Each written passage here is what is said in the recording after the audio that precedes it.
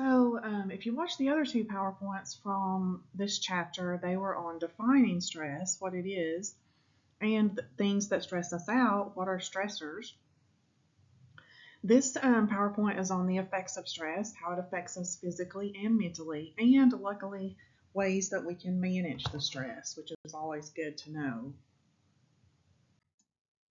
A diamond is a piece of coal that did very well under stress. I've always loved that quote because I think it's a reminder that we can come out on the other side and be even better. So, psychophysiological disorders, physical disorders or diseases whose symptoms are brought about or worsened by stress and emotional factors. So these are diseases, as it says, or disorders that come about due to stress and due to emotional factors. This is what stress can cause in our body. So let's look at a few of these disorders and or diseases. The immune system. How does stress affect the immune system? Psychoneuroimmunology is the field that studies how psychological factors such as stress, influence the immune system and immune functioning. So through that study, we know that stress can weaken the immune system, therefore making someone more susceptible to illness. And there's a research study mentioned in the book which found that stress can result in longer times for wound healing. So how does stress affect the cardiovascular system, which is composed of the heart and blood circulation? Stress can lead to hypertension, also called high blood pressure, and if left unchecked, high blood pressure can lead to a heart attack, stroke, or heart failure. It can also lead to kidney failure and blindness. I believe the textbook indicates that cardiovascular concerns are more likely in someone with a type A personality as opposed to a type B personality. Those are probably terms most of you have heard. Oh, she's a type A personality or she's type B. So let's look at type A versus type B, keeping in mind that more cardiovascular concerns seem to be a result of the type A personality. Again, remember that type A personalities are more likely to develop cardiovascular issues than type B personalities. Or are they? We'll answer that question, but first let's look at the different types of personalities. Type A personality seems to be highly competitive, very ambitious, very impatient, and can be aggressive and hostile, very controlling. As we mentioned previously, a high risk of heart disease. They could be a workaholic. Fast-paced, too busy to slow down and enjoy things. They're motivated by being challenged and easily stressed out, which is what we're focused on, is stress.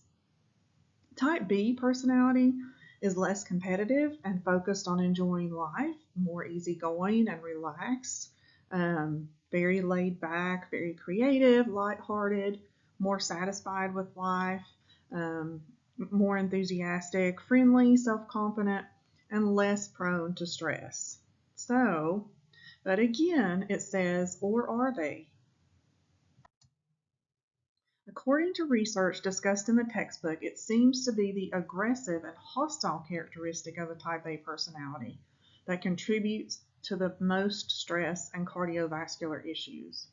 So it's not necessarily the whole type A personality. If you narrow it down, it looks to be that aggressive and hostile characteristic that really contributes to increased cardiovascular issues. So for that reason, I included the diagram on the right that shows how anger can affect your body. Real quickly, we'll go through a few of those. Can cause vision issues like tunnel vision or sensitivity to light. Can give you a dry mouth, decreased blood flow to your digestive system, can slow your metabolism down. And as we've mentioned several times, an increased likelihood of stroke and heart attack. Can lead to headaches and migraines. I think we've often had that experience that anger can lead to a headache. Increased pressure inside your eyes, decreased thyroid function, lowered bone density, and again, increased heart rate, blood pressure, blood sugar levels, and blood fatty acid levels. So as you can see, Anger and aggression is really not good for our body. It causes a lot of changes that could lead to permanent changes, such as stroke or heart attack.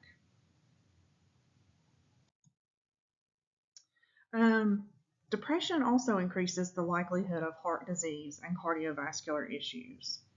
Patients with heart disease have more depression than the general population, and people with depression are more likely to eventually develop heart disease and experience higher mortality than those who do not have depression.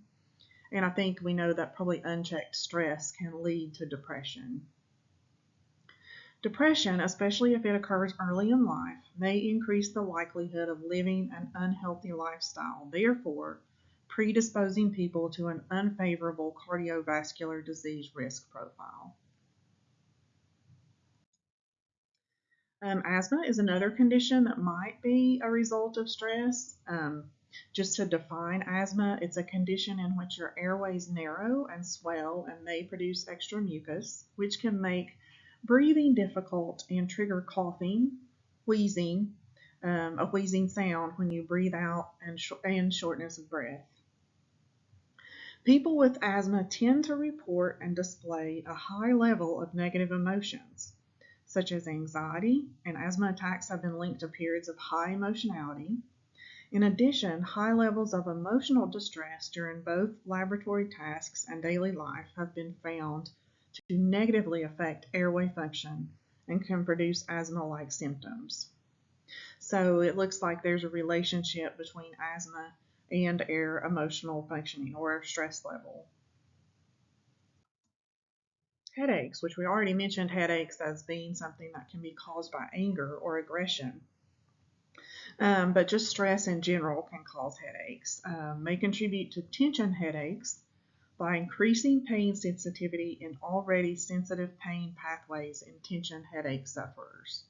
So people that already experience pain and trouble with headaches, stress may make it worse.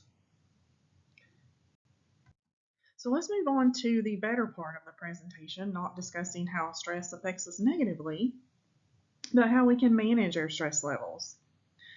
Coping. Coping refers to mental and behavioral efforts that we use to deal with problems related to stress. There are two forms of coping. There's problem-focused coping, which is an attempt to manage the source of stress. For example, instead of worrying and being stressed about my finances, I create a budget. I do something about it.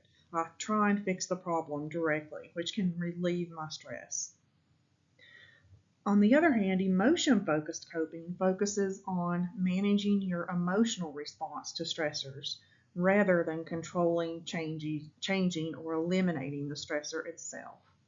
You acknowledge how the stress makes you feel and instead focus on making yourself feel better rather than dwelling on those negative emotions associated with your stress.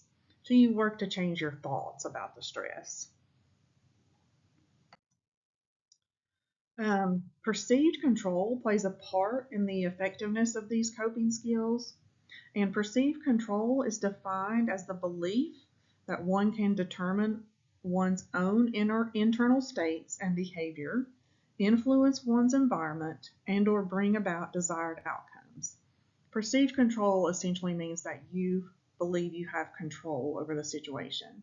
And we know that when we feel like we have control over something, we tend to feel better about it and less stressed. So let's look a little bit further at the diagram to the left.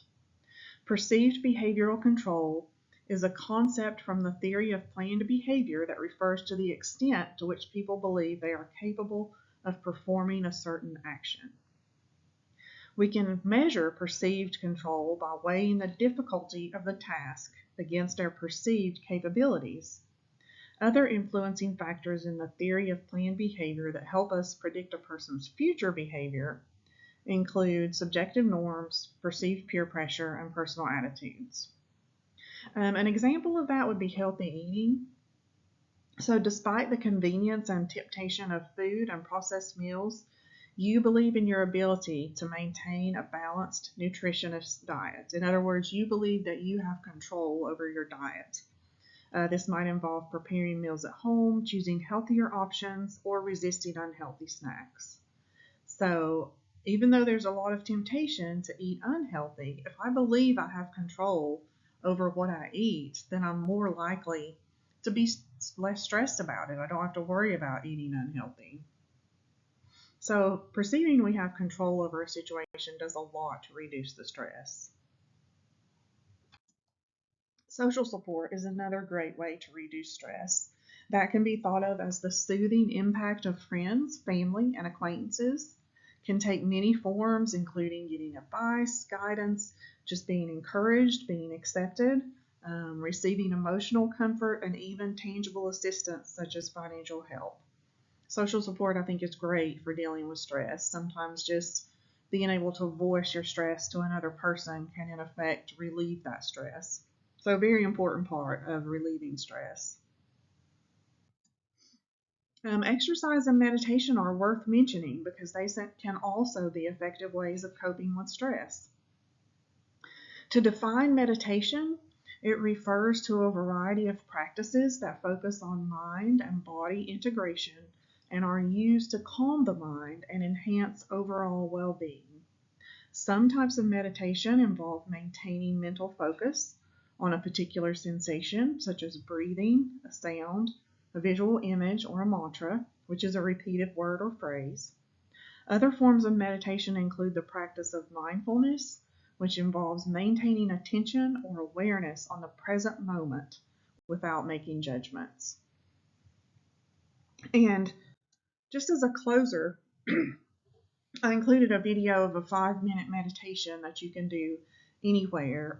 Unfortunately, as in the previous PowerPoints, you're not able to click on this within YouTube, but I will include it in another announcement for the week. So thank you for listening, and please let me know if you have any questions.